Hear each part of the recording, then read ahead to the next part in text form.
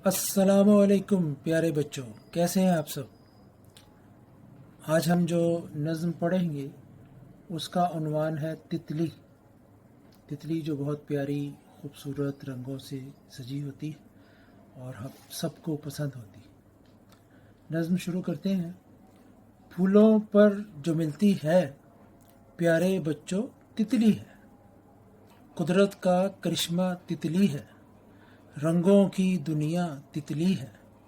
देख के इसको मैंने माना, तितली है रंगों का खजाना। फैला के ये अपने पर, काटे बागों के चक्कर। हर कोई इसको पकड़ने जाए, हाथ ना ये किसी के आए। तो नज़्म मुकम्मल हुई। प्यारे बच्चों, इसको पढ़िएगा, याद कीजिएगा। इंशाल्लाह अगली नज़्म के साथ फिर आएंगे। तब तक इजाज़त।